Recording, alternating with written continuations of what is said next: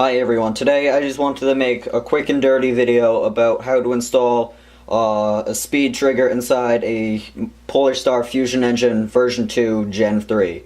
I just wanted to make this video because I've looked all over the internet myself and have had little success in figuring out how to install the trigger, but once I figured it out, it wasn't that hard, and it was just a pain to scroll through all of the videos and have to look at all of the videos just to try and figure out how to do this simple task. So I just wanted to make this clear HD video that shows exactly what you have to do to install the speed trigger, and I'll walk you through it step by step.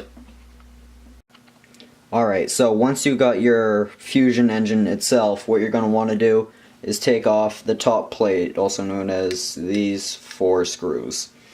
Now, you don't have to worry about any parts flying out or having to deal with any tricky parts that'll be difficult to reassemble when you put the gearbox back together like an AEG. And that's one of my favorite parts about a Polarstar, is that it's just so simple and very user-friendly. You can remove the top 4 screws and not have to worry about any of the stuff that you would normally with an AEG gearbox. It is extremely difficult to break a Polarstar gearbox.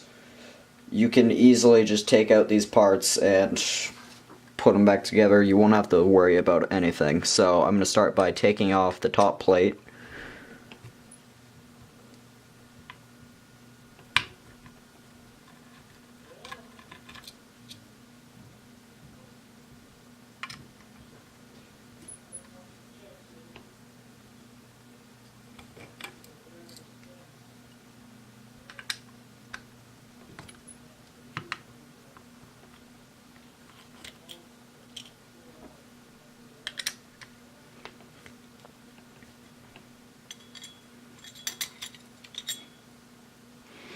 Now I will remove it.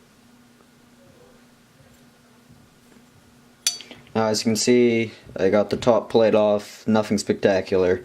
You don't necessarily have to take off the top plate, but I highly recommend it just because it allows you to have a better view of what you're doing, and it just gives you more working room overall. Now, next I'll remove the bottom plate which houses the trigger. Same deal, you don't have to worry about any parts flying out or anything. The only thing you'll have to deal with is the spring of the trigger itself, which is incredibly easy. It's the same thing as an AEG gearbox, just the spring on the trigger itself. So I'll remove the bottom plate.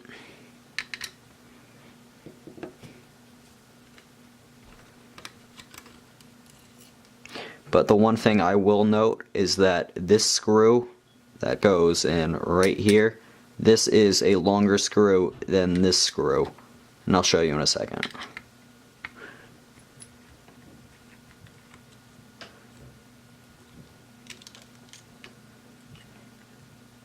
The screw that goes in here is bigger, and the one that goes in here is smaller. I'll try and make yeah, I can't really get a good angle at it, but bigger one in the top hole, smaller one in the bottom one. However, the screw that goes in right here is bigger than these screws that go in the top plate, so be mindful of that. Now, as I take off the top plate, it will reveal the trigger, and just give me a second, I'll zoom in on it for you. Now that we've got the Polarstar open, you can see that the Polarstar comes with just a standard trigger, and this is the part that we're going to want to replace with a speed trigger, such as this one. Now, I just wanted to zoom in and show you because if as you can see right here, there is a lot of space for the trigger to move up and down and press the button. It has a very long time, or it has a lot of space between when it hits the button and when it doesn't, as opposed to a speed trigger which is designed to try and shorten that time. However, speed triggers are not designed to go inside of Polarstar gearboxes, so they will need some slight modification. But first I'll show you the up-close comparison of the two of them. The only main difference between a standard gearbox trigger and a speed trigger is its backlash. If you don't know what a backlash is, it's the small part on the end of all triggers that stops the trigger from moving too far forward and damaging the gearbox. A standard gearbox has, I guess you can say, perhaps a slanted or even triangular backlash. If you watch, it has just enough space inside the gearbox to move completely forward and press the button on the FCU. However, on a speed trigger, it has, I guess you can say, a square or rectangular backlash, and because speed triggers aren't designed to go in Polarstars, the backlash is just too big and it cannot move all the way forward and push the button on the FCU. This part right here on the top, this is the first part we'll have to Dremel, so it'll look more triangular like this. The only other second part we'll have to Dremel is right here on the top. We'll have to Dremel this part right here because, again, it's not, a speed trigger isn't entirely designed to go into a Polarstar gearbox. So right here, the top of the speed trigger, it comes very, very close to the housing of the FCU, and it can jam, or it can get stuck on the housing of the FCU, but it's just safer to Dremel the outside of this just so it has a clear path from the housing of the FCU, just so you won't have any problems. These are just the two parts you'll have to Dremel on this, but I'll show you those two up close in a second. These are just the visual differences of the two. I was just gonna help to show you exactly. As you can see, the speed trigger on the right, it's just too big. Now, parts you're gonna want to Dremel are right here on the top, so it's more triangular like this one, and just on the top right here so it has a clearer path to miss the housing of the FCU. So I'll show you my results after I'm done Dremeling. So this is my end result. As you can see, the backlash, it is shaved off just enough so the trigger will have enough space to move inside the gearbox, and I also shaved just enough off the top part right here so it'll miss the top housing of the FCU so it won't damage it.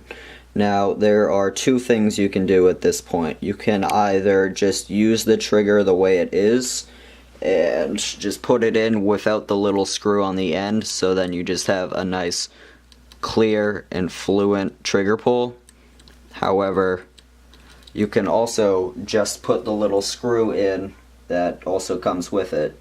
However, again, you will have to Dremel this screw just enough so it won't interfere with the housing of the gearbox itself. And you have to be very, very finicky with it. You just gotta play around with it so you can make sure it fits in perfectly. So I have the screw in, and this is where the trigger will rest, and now, as you can see, I have a very, very, very short trigger pull. And again, you will also have to Dremel the screw, and you'll have to make it pretty flush with the trigger itself just so it'll work. So I'll put it all together and do some test firing for you guys. Alright guys, so I got my board here, all nice and installed, drum mag in, and let's see how it works.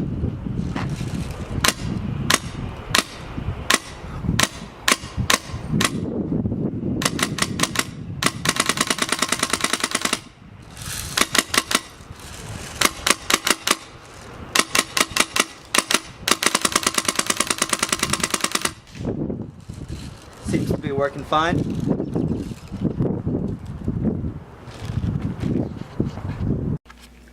Alright, so this has been my tutorial about how to install a speed trigger in a Polarstar gearbox. If you have any questions, comments, concerns, just let me know in the comments section and I'll try and get back to you. Thanks for watching.